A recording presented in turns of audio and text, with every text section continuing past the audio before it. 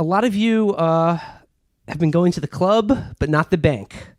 Okay? And I think more of you need to spend positive time focusing on success and making money and less on being at the club and being negative, because negativity will get you nowhere.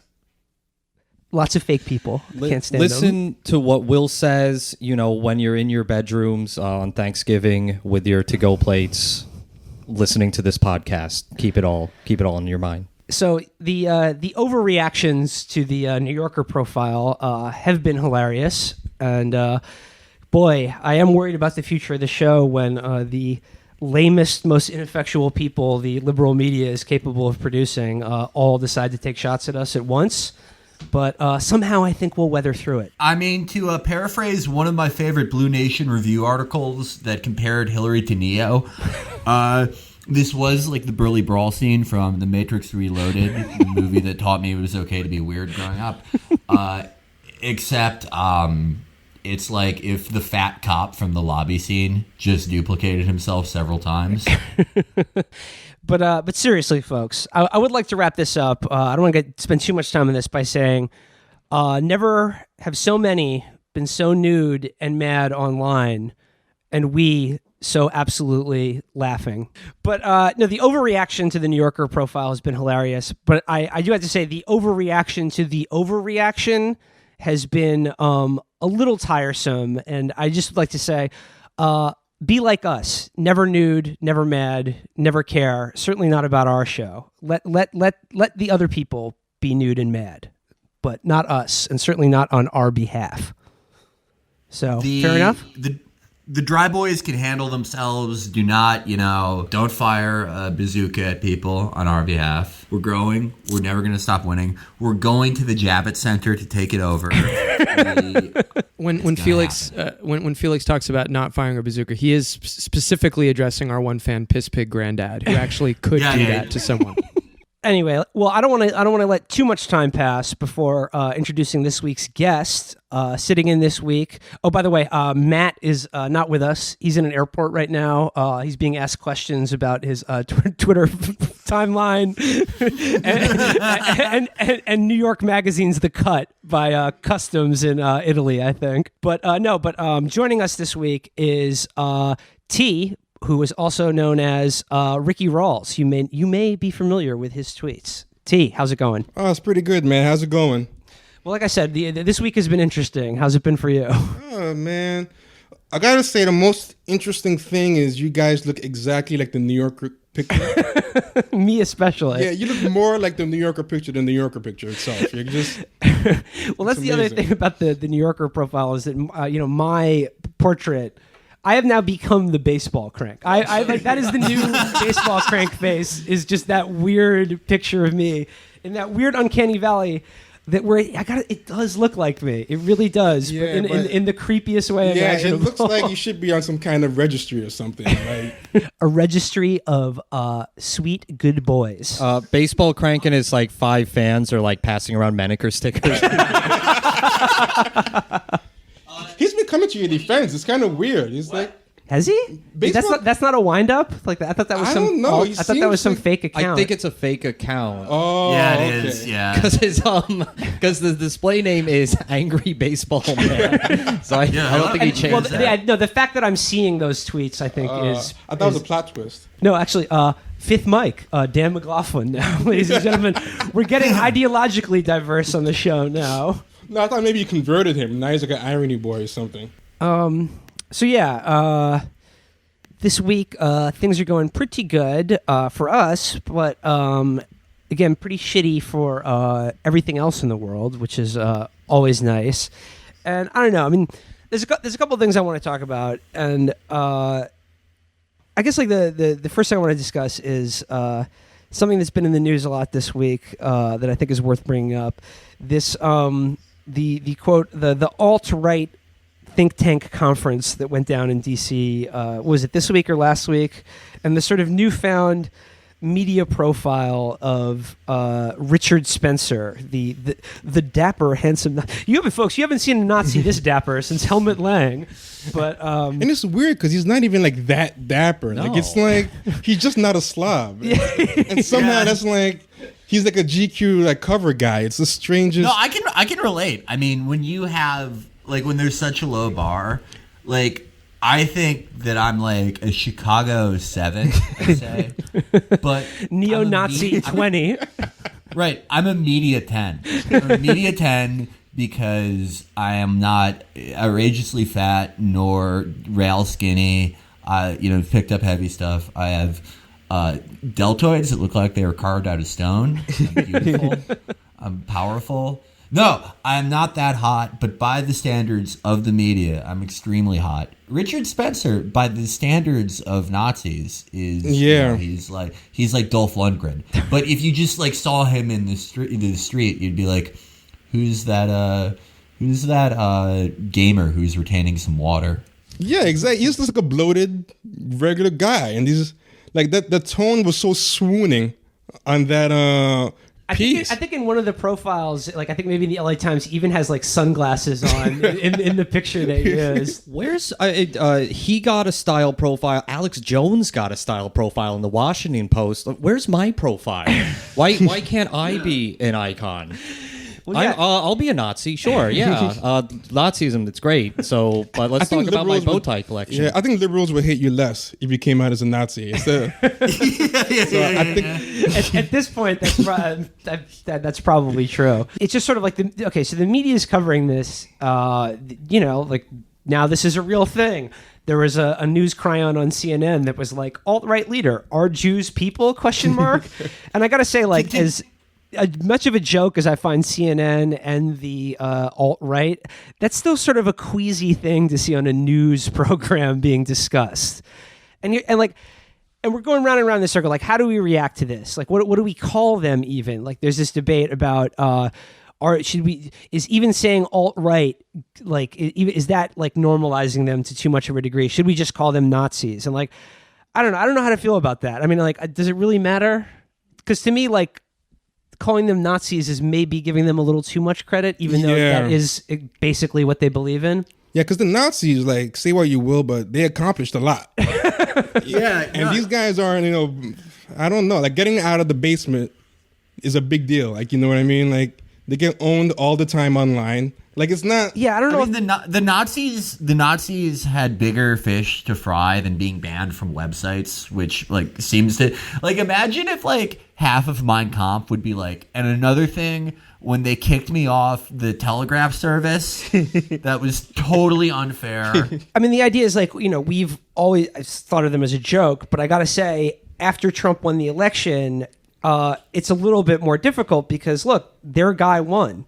And they're feeling their oats right now. Mm-hmm. And, T, like you made a good point about how this whole debate over like what we call them is just like another, it's like a false debate and it's one they want you to have, basically. Like, I think it's the only tool the liberal media has is to call things out. And they can't just not do anything. But they can't just admit their impotence. So they have to just be seen being active. I think that's their thing. So they have to just seem like they're doing something at all times, even if it's the same impotent tool that got them here to begin with. So it's like just that one day, about 90 times, I'm not even exaggerating, on my timeline, I just kept seeing, alt-right?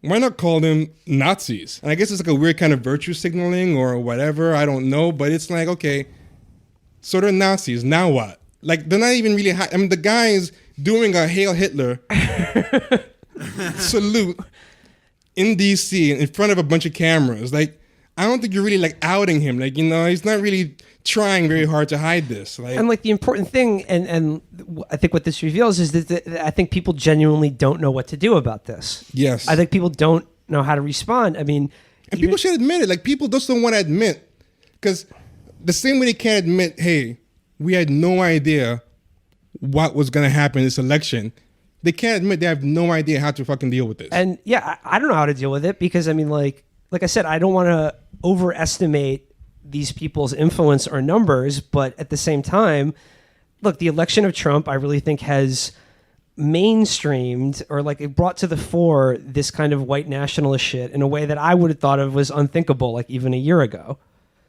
Yeah. But like T, you actually you did an interview recently with Thought Catalog, right? Yeah. About this topic, right? And like because you've like interacted with a lot of these guys on Twitter before, right? Oh yeah. I mean, like I used to actually be conservative. Like I was a black conservative, God help me. And so like I had a blog. It started like in the tail end of the Bush years. And that was when the whole compassionate conservatism thing was happening. And that was when they were trying to sound like kind of coherent and rational. And then when Obama came, everything kind of changed. And then like a lot of the stuff that they were talking about, a lot of people on the right, all of a sudden like racial Tourette's happened.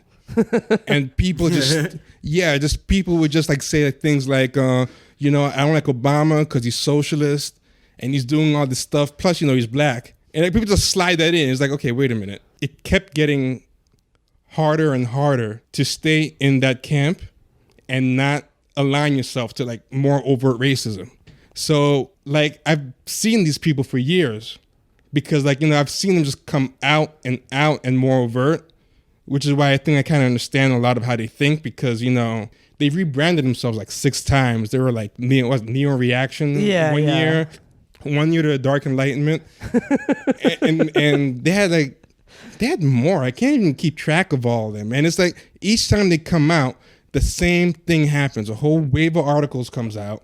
And they say, who are these people? The new movement that you have heard, Neo Reaction. And then like a year later, the new movement, the Dark Enlightenment. These are the same guys. You can cut and paste all the names out. Well, in the interview, I think you make a really good point. And I just want to read really quickly from what you said. Like you said, this is actually what the alt-right is. It's pre-existing white supremacy that has become more vocal due to a racial form of narcissistic injury. In fact, one of the heroes of the alt-right, Charles Murray, wrote a, quote, sociology book where the title of which was Losing Ground. And that's basically how they feel. They're only 2 laps ahead and instead of 3, and that's unbearable to their narcissistic sense of racist entitlement. This so-called PC culture that they pretend oppress them and force them to come into existence is really just women and people of color not letting them insult them at will, which is to a narcissist is their right to do to those they perceive as inferior. Not only is mistreating perceived inferiors without consequence a right narcissists feel entitled to, it's actually one of their major sources of joy in life. So yeah, I mean, I don't know. I think that's a really good point that speaks to this kind of like rebranding. It's like these are the same people. It's the same impulse towards white supremacy, but I think now they're just becoming more and more out with it, or just like more and more open, and they get off more and more about just saying these things to a greater degree. The point about Charles Murray is a good one. I mean, Andrew fucking Sullivan in the New Republic like ran that bullshit back in the 80s, and like liberals are taking that shit seriously too. And to go back to something you said earlier, when that thing came out about what was it, Our Jews People? Right. And people were freaking out. And I'm like, okay, how do you think black people felt when the New Republic has a whole issue? Our black subhuman whatever. And there are people in the media, same ones freaking out now. Like I'll name one, like Damon Linker. There's some other ones. Fan of the show, friend of the show, fan of me personally. I was on Twitter and he was like, it was heroic what New Republic did because, it was actually anti-racist because at the end, they decided it was blacks aren't subhuman. I was like, wow, gee, thanks. I was trying to talk to him and say, okay, look, don't you understand just posing the question is ridiculous? And I used a specific example. I said, and he's not the only person I've said this to. There are several others. But he's probably the most annoying one out of everyone I argued with. But I said, can you imagine if someone said that about Jewish people or the Holocaust? And he's like, oh, well. I actually say that every day. Yeah, so it's funny to see these same people like just flip out over this, and I'm just like, okay. And another thing I saw this week, and I think you responded to it as well. also a friend of the show, boss Ross Douthat, had some take where he was like annoyed that the media was talking about Richard Spencer or like building him up in such a way. But his response to that was like, all these journalists should interview Steve Saylor instead, who's in. Yeah. What does it even mean? Like, what is he getting at? I don't. Steve Saylor and Richard Spencer are like the same fucking person. I don't understand what the difference is. Yeah. Steve Saylor calls himself a race realist instead of a white nationalist. Like, what the fuck? And it's like narcissism of small differences or whatever. But what was his point there? I didn't even understand what his point was. I didn't quite get it either. But like name checking Steve Saylor in some kind of weird positive context, while is odd. We already have race realists. We don't need more. Yeah. It's like Ross's response is like when you ask your mom to take you to McDonald's, and she's like, "What? We have ground beef here. We already have a perfectly good race and IQ guy." Yeah, but Ross, I don't get that guy. Like, he's like the single-handed biggest argument against like the illusion of meritocracy. Like, we're big fans of Ross. We've covered him extensively. But the best thing I think he's done is inspire. What's that? Ralph Douthat? Oh hell yes! Like, oh my god, the best account on Twitter. Like, that is the best justification. That's the best thing he's indirectly, I think, done. Mrs. Krabappel and Principal Skinner were in the closet making babies, and I saw one of the babies, and the baby looked at me. Have you ever read his replies? Like, the people who actually think he's, like, really dropping heat? Yeah. Like, those are some scary people, man. Like, I don't want to do that. The Ross stands. Yeah. They're trying to drag Ross. Protect. We've been zinged by the Ross rowdies again.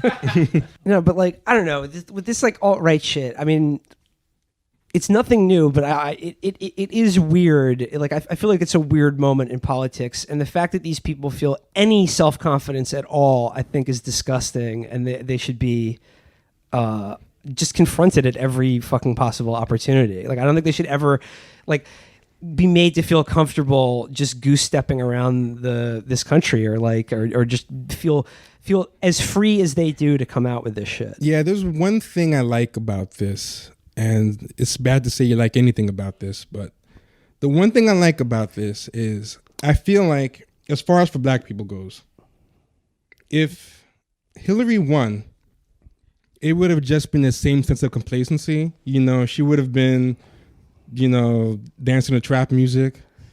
She would have been doing whatever the new thing was. Like, she would just be name dropping. He's like, something I'm glad to invite Ray Shermer to the I may not be Chief Keef, but I hate being sober.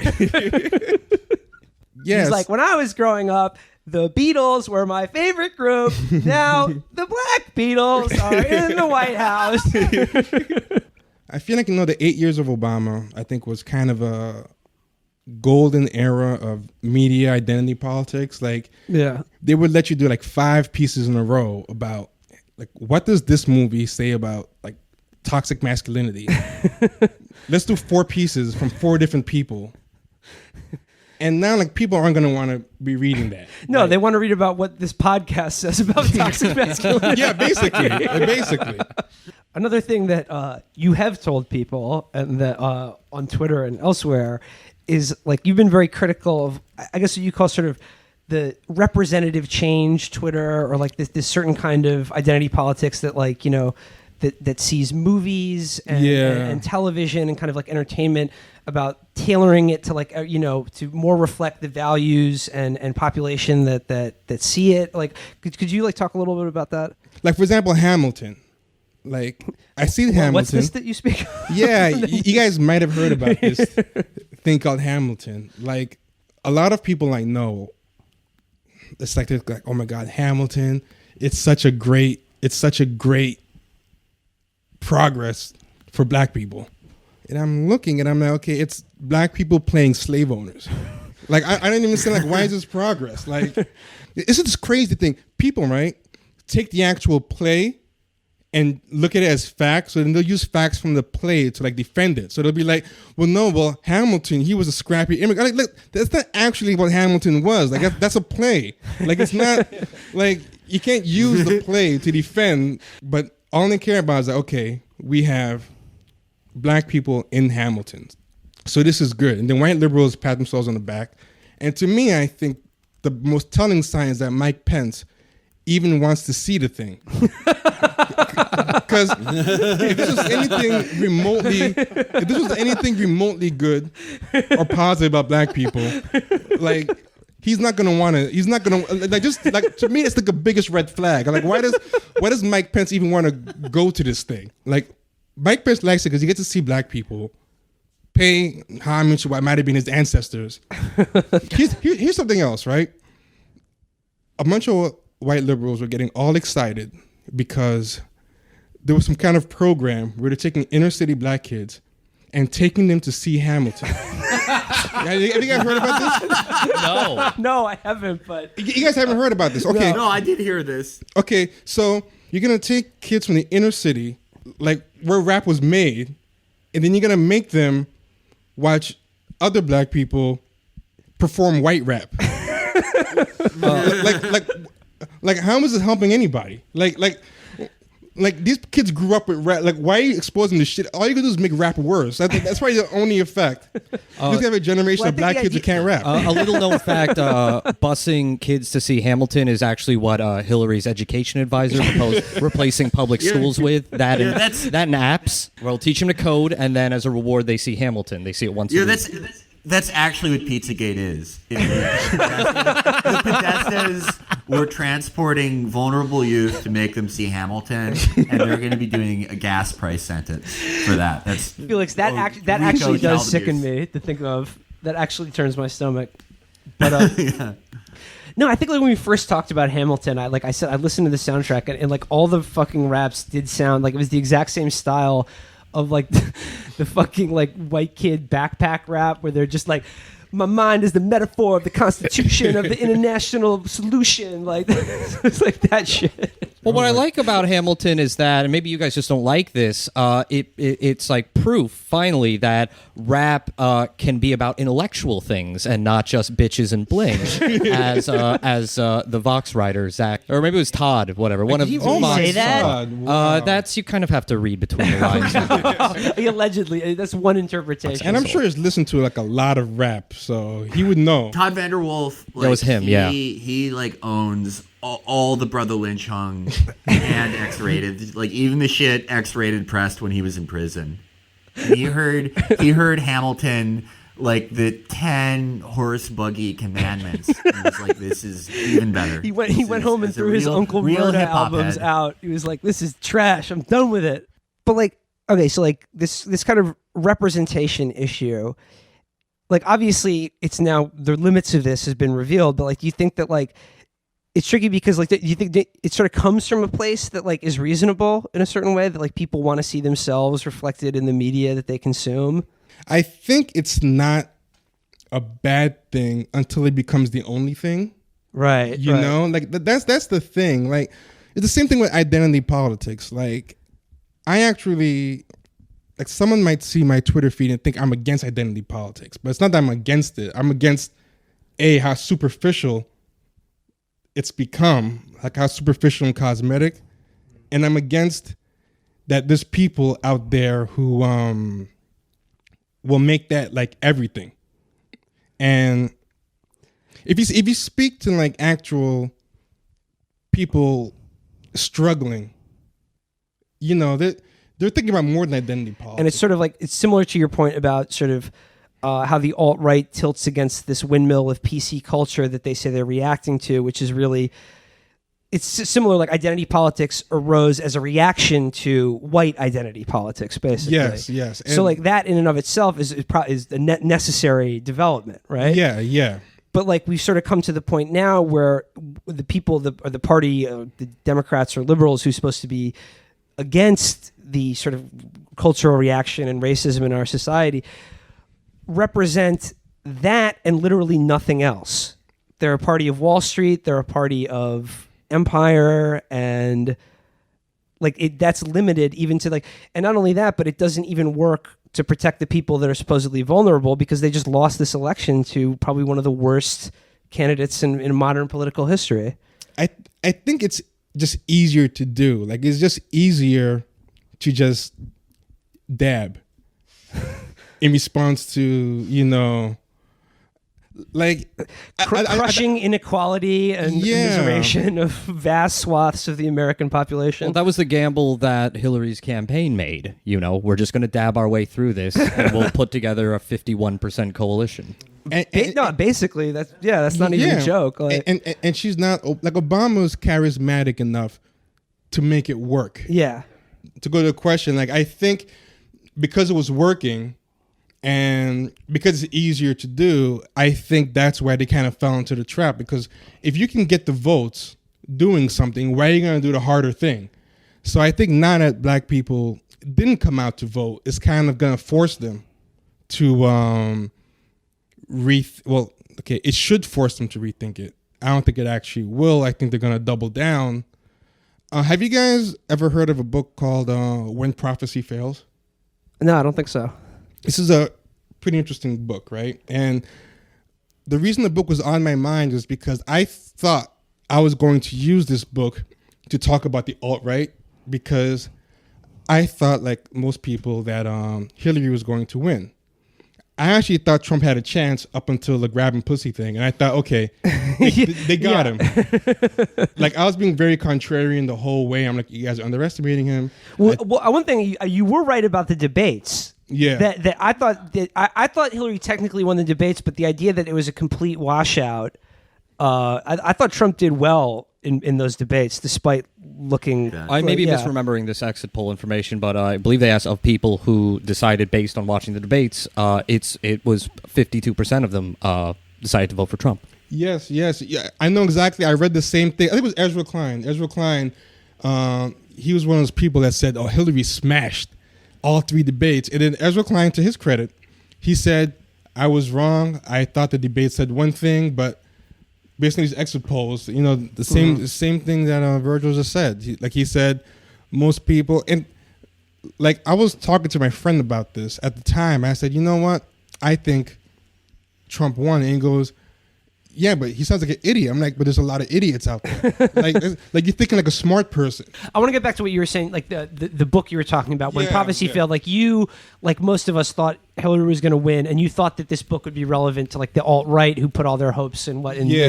Okay, so When Prophecy Fails is a book. I'm sure everyone's heard the term cognitive dissonance. Sure. It goes around a lot. Well, this is a book written by the guy who coined the term, Leon Festinger, right? He coined the term cognitive dissonance. He's a psychologist, and he coined the term by studying cults. And because, I think of the alt-right as being very cultish, I was like, man, when Trump loses, this is exactly what's going to happen with the alt-right. And I think I might even tweeted about this a while ago, like months ago, remember this book, it's going to be.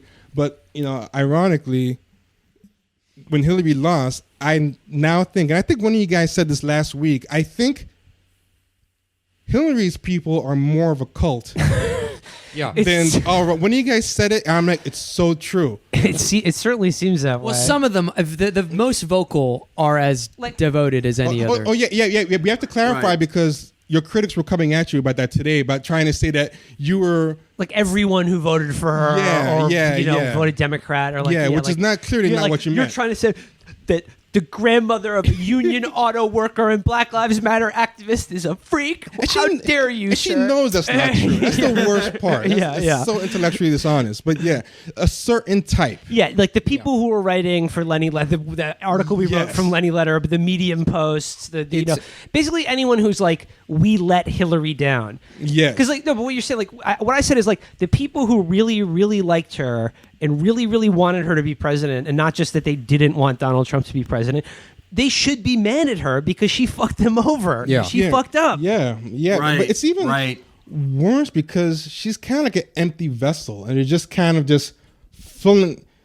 She's I don't know what they see, but there's something that I guess she's just an empty vessel enough that you can just kind of fill it with whatever you want to see there and get obsessed with it. But when prophecy fails, right, this is the premise of the book. So Leon Festinger and his people, they study a doomsday cult. Now this is what the cult is. And I'm reading from a summary of the book, right?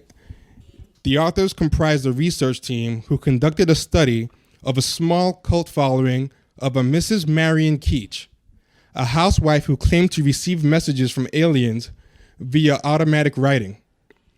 The message of the aliens was one of a coming world cataclysm, but with the hope of surviving for the followers who listened to them through Keach and other selected mediums. So the psychologists were like, okay, this is obviously not going to come true. All these people are quitting their jobs and just following this office worker who's just receiving messages. Let's just follow and see what happens when the prophecy doesn't come true. So he follows them. They just keep waiting, and it doesn't come true, of course, because we're all here. Spoiler alert. Yeah, spoiler alert. And then what Festinger and his associates demonstrated in the end was that the failure of prophecy often has the opposite effect of what the average person might expect. The cult following often gets stronger, and the members even more convinced of the truth of their actions and beliefs. So Festinger, this is a quote from him, "A man with a conviction is a hard man to change." Yeah, I mean, this is something that we saw on like the international politics stage after the war between Armenia and Azerbaijan a few years ago. I mean, Armenia is a far poorer country than Azerbaijan. Felix wants to center this conversation back in his wheelhouse, which is it is barely a country. It is not even a colony. But far fewer soldiers, worse equipment, fewer allies. They're a landlocked state, and they crushed Azerbaijan in this war. And Azerbaijan responded by getting deeper into sort of like pan-Turkic, Ottoman racism and anti-Armenian psychosis. It's like oftentimes when your entire worldview, whether it's Hillary is mom and she's going to kill Dangerous Donald, or, you know, the great pan-Turkic people rose from the mountain and they will destroy all enemies. When the world disproves that view, you're probably gonna double down on it and get a little crazier. Yep. And that's where the cognitive dissonance, you know, he coined it from that, and it's been proven over and over. So the fact that they're doubling down the liberal media with this Hillary obsession doesn't surprise me. Like, there's 3 elements that a Festinger says, you know, you got to have for it to happen. And it's like, okay, first is a belief held with deep conviction along with respective actions taken. And, you know, I think that's an easy one to hit. The other one is the belief or prediction must be specific enough to be disproven. So, you know, losing election is it. The other thing is you have to have given up a certain amount where you can't turn back. And The Hill had an article after Hillary lost talking about all these people who were measuring the curtains in the White House.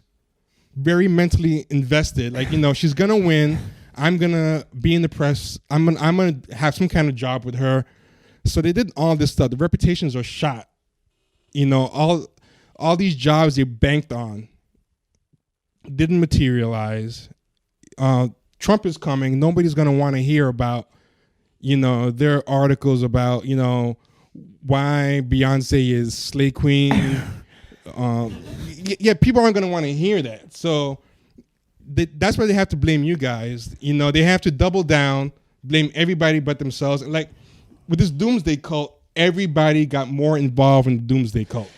Was what basically was the end result of when prophecy fails. This thing happens over and over again. There was a similar thing in the 19th century, the Millerite cult, which was in upstate New York. It was another Book of Revelations. It was more explicitly Christian. It wasn't aliens, but they were, you know, Book of Revelations.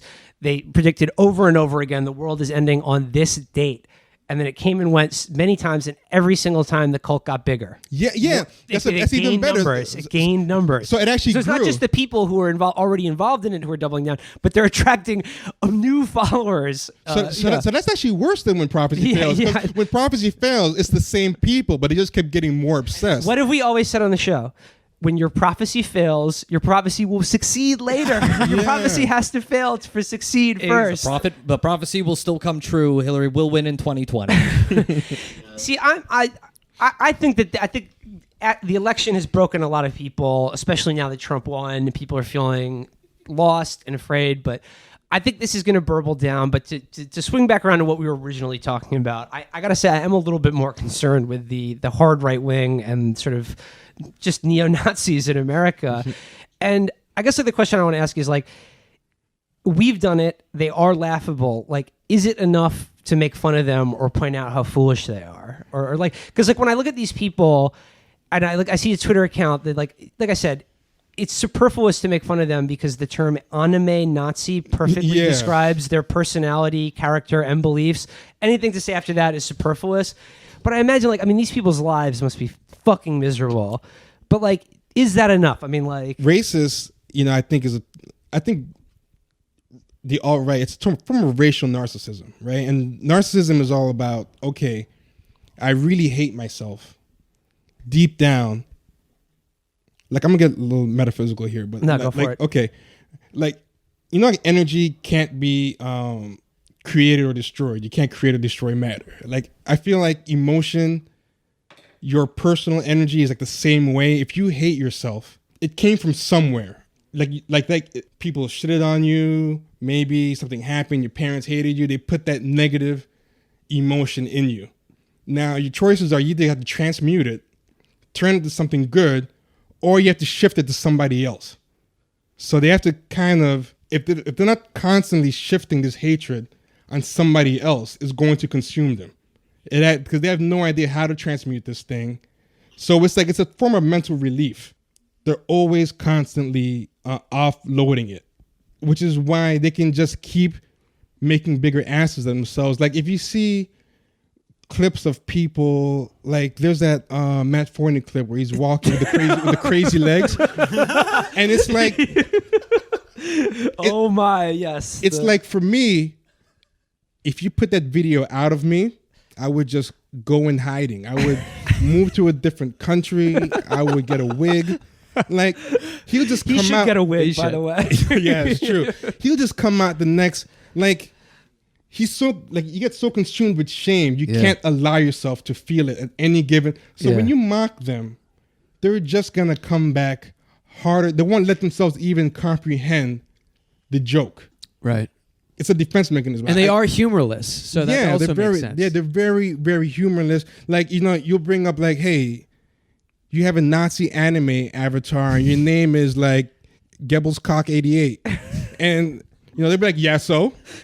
This is a total aside, only tangentially related, but a little bird just came through today and sent me Matt Forney's high school yearbook senior photo. Oh, wow. And, that is not tangential. That is right on target. First off, and I'm sorry to the listeners, you can't see this, but here he is.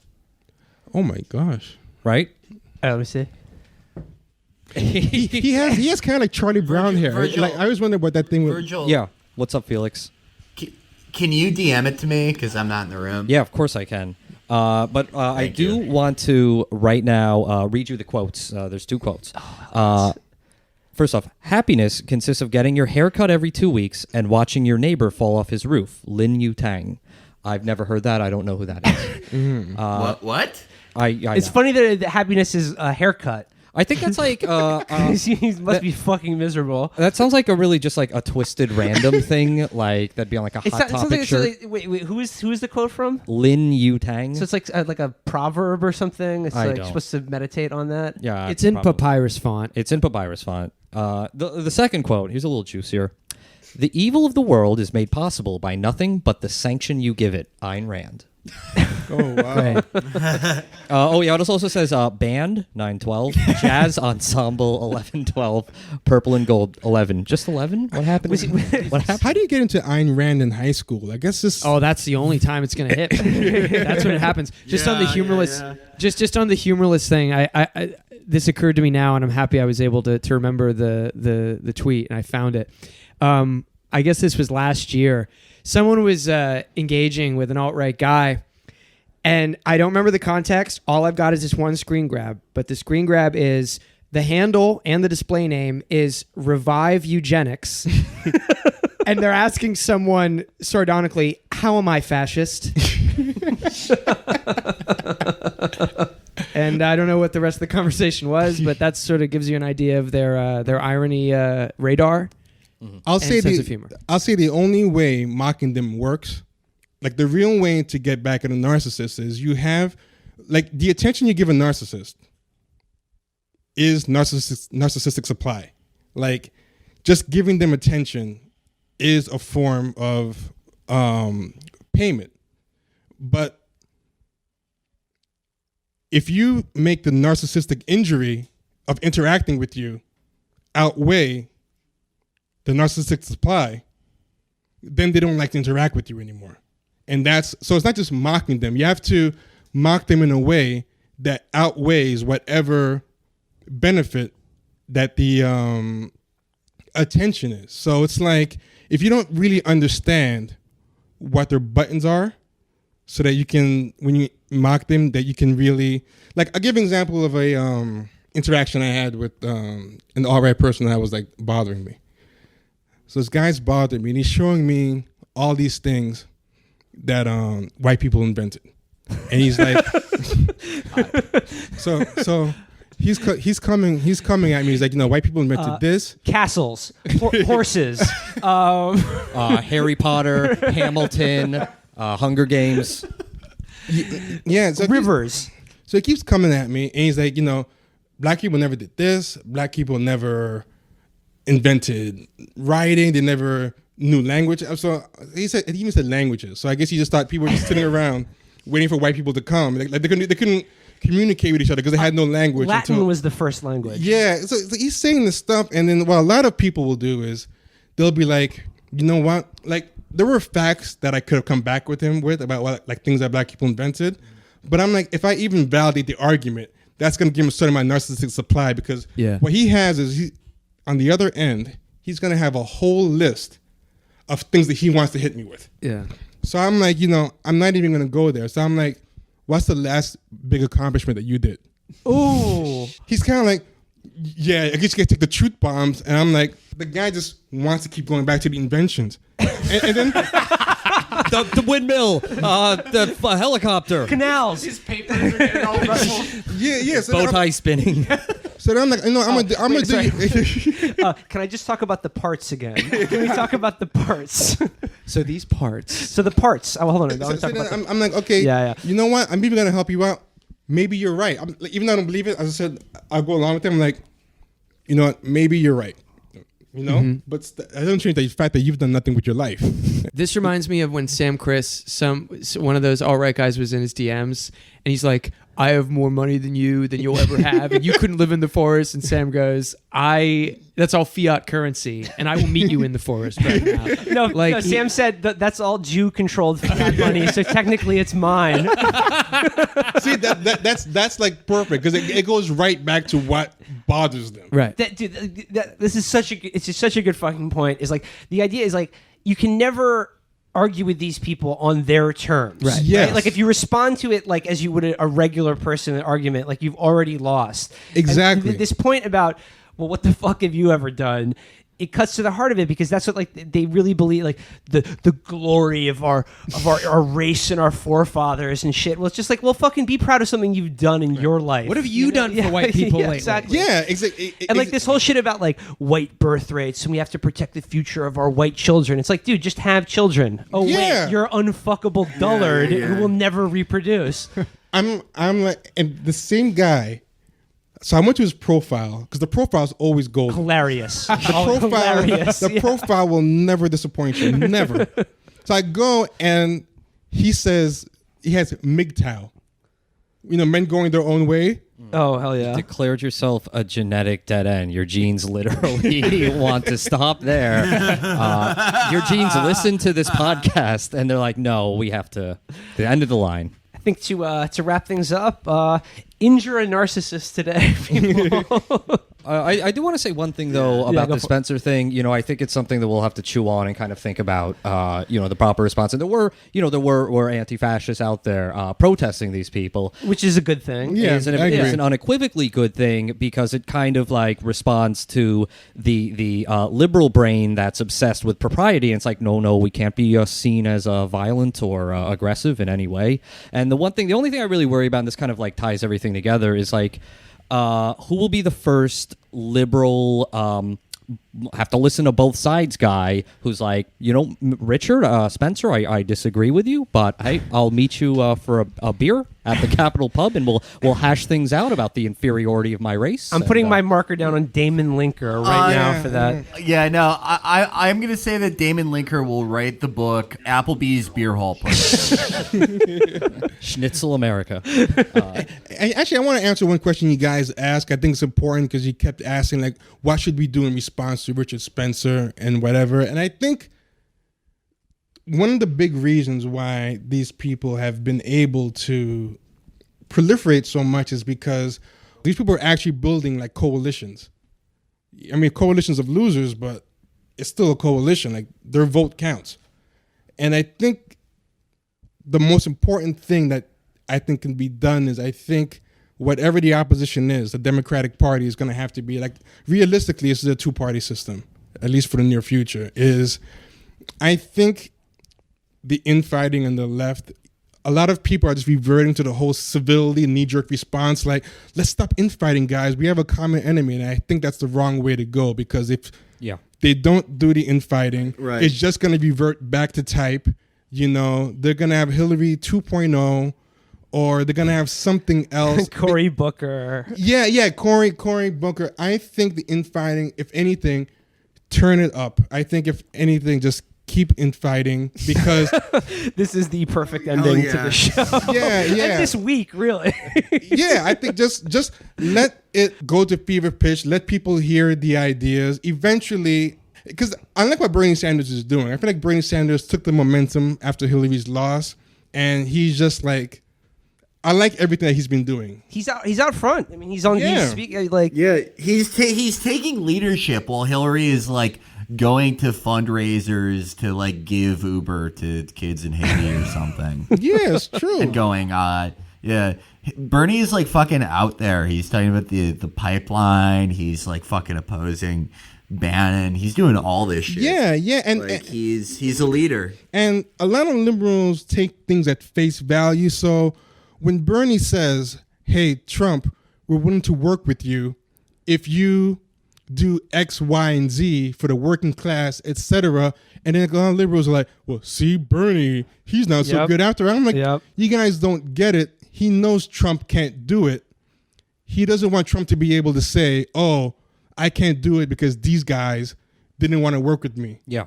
You know, he's kind of setting him up. T, thanks so much for joining us this week. Thanks for having me, guys. Yeah, thank you, man. Check him out on Twitter if you haven't already. Till next time, guys. Till next time. Maybe you should say his screen name again. Oh yeah. The screen name on Twitter is Ricky Rawls. That's RAWLS. No underscore or anything. Oh, right, because this will be sorry. Yes. Throw him a follow on Twitter if you haven't already. The Ricky underscore Rawls is he's actually a white supremacist. So don't follow that. Follow him too. Yeah, both sides. Gotta hear both sides.